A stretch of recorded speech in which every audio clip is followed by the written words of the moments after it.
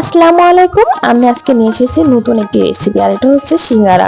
এমনিতে দোকানের মতো সাধারণ সিঙ্গারা এটা নয়, আপনারা দেখলে পরে বুঝতে পারবেন আমি কিভাবে এটাকে তৈরি করছি। আমি এর জন্য এখানে নিয়েছি হচ্ছে আটা বা ময়দা, যে কোনো একটা আপনারা নিতে পারেন। নিয়ে এর ভিতরে লবণ দিলাম, একটু হচ্ছে সয়াবিন তেল, একটু না বেশ পরিমাণ মতো সয়াবিন তেলটাকে দিতে হবে। সয়াবিন তেলের পরিমাণ একটু বেশি দিতে হবে, যেহেতু এটাকে ময়ান দিতে হবে। আর ময়ানটাই কিন্তু মেন, ময়ানটা যদি ভালো না হয় তাহলে কিন্তু আপনার হচ্ছে সিঙ্গারাটা মুসমুসে হবে না। এবার আমি এর ভিতরে একটু কালিজিরা দিয়ে দিলাম, আর দেখতে পাচ্ছেন আটাটা কিন্তু দলা পেকে যাচ্ছে, তার মানে ময়ানটা খুব ভালো মতো হয়ে গেছে। এখন আমি এর ভিতরে অল্প অল্প করে পানি দেবো, আর এই মানে আটাটাকে মুথে নেব।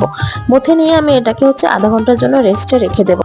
এই আধা ঘন্টার ভিতরে আমি হচ্ছে ভিতরে পুরটাকে তৈরি করে নেব। তো এখন এটা রেস্টে থাক, এক সাইডে রেখে দেবো। এবার আমরা পুর তৈরি করবো ভিতরে। এর জন্য নিয়ে নিয়েছি হচ্ছে আলুটাকে এভাবে কিউব করে কেটে নিয়েছি। এখানে নিয়েছি পেঁয়াজ, মরিচ চেরা, আর হচ্ছে কিশমিশ, চীনা বাদাম, আলমন্ড বাদাম আর কাজু বাদাম, এগুলো আপনারা নিতে পারেন।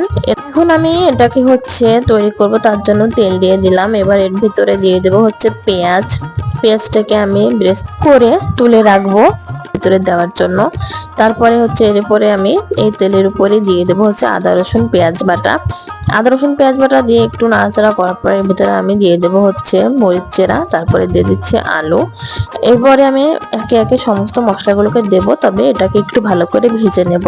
ভেজে নেওয়ার পরে এর ভিতরে আমি অন্যান্য মশলাগুলোকে অ্যাড করব। একটু ভেজে নিতে হবে তেলের উপরে, তাহলে এটা খেতে বেশি মজা হবে। এখন আমি পেঁয়াজ দিয়ে দিলাম, আর মশলা হচ্ছে এখানে হলুদের গুঁড়া, মরিচের গুঁড়া, তারপরে হচ্ছে জিরা গুঁড়া আর ধনিয়া গুঁড়া, এগুলো সম্পূর্ণ দিয়ে পানিটাকে দিয়ে আমি এবার এটাকে আমি রান্না করে নিচ্ছি, দেখতে পাচ্ছেন। আর হচ্ছে এটা হচ্ছে ঝোল একেবারে যে টেনে এসেছে, আলুগুলো সব সিদ্ধ হয়ে গেছে।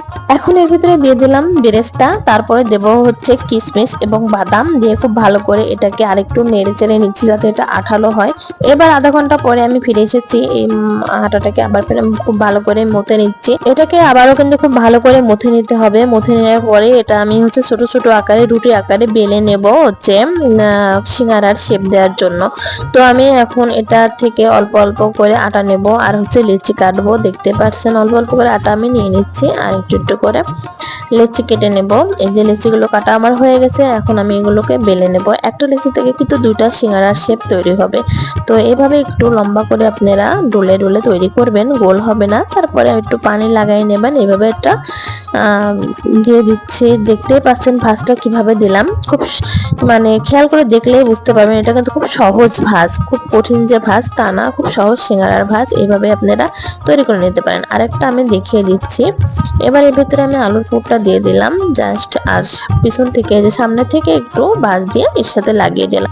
এভাবে সহজ শেপে এবং সহজ ভাজে সমস্ত সিঙ্গারাগুলো আপনারা তৈরি করে নিতে পারেন। আমি সিঙ্গারাগুলো তৈরি করে নিয়েছি, এখন ভাজবো। তবে ভাজার সময় তেলের তাপমাত্রা একটু কম রাখতে হবে, কারণ তেলের তাপমাত্রা যদি বেশি হয়ে যায় তাহলে কিন্তু সিঙ্গারাগুলো পুড়ে যাবে। অল্প তাপমাত্রা এবং অল্প আঁচে সিঙ্গারাগুলোকে খুব সময় ধরে ভেজে নিতে হবে, তা না হলে পরে সিঙ্গারাগুলো মুসমুসে হবে। আপনারা দেখতে পাচ্ছেন আমি এবার সমস্ত সিঙ্গারাগুলোকে উল্টিয়ে দিচ্ছি। আমার সিঙ্গারাগুলো কিন্তু ভাজা হয়ে গেছে। এভাবে সিঙ্গারাগুলো তৈরি করে নিতে পারেন। সবাইকে ধন্যবাদ আমার সঙ্গে থাকার জন্য।